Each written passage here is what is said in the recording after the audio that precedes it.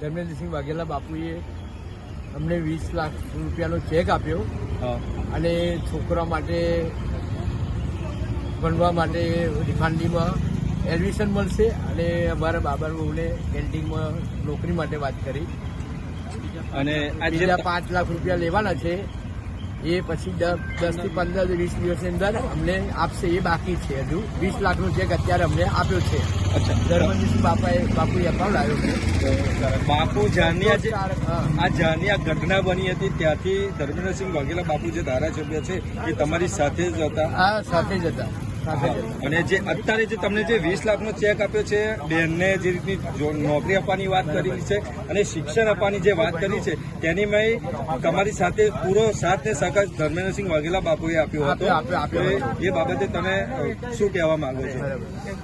ધર્મેન્દ્રસિંહ બાપુએ અત્યારે અમને 20 લાખનો જે ચેક આપ્યો, પછી છોકરાને 2 છોકરા એમના શૈલેષભાઈના છે અને શિક્ષણ આપવા માટે બાપુએ જવાબદારી લીધી છે.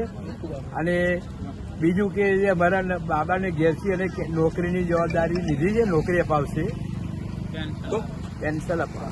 ક્યાંક ને ક્યાંક કોઈક એવું કહે છે કે બાપુ કરે છે કે બીજા કરે છે, તો તમારે એકલા માટે તમે અભિપ્રાય લે છે કે ધર્મેન્દ્રસિંહ બાપુ દ્વારા જ આ બધું થયેલું છે? હા, એટલે ધર્મેન્દ્રસિંહ બાપુ ખરા, એમના આધારે જ બધું અમારું કામ થયું છે. ખૂબ ખૂબ આભાર, એમનો ધન્યવાદ. જય માતાજી.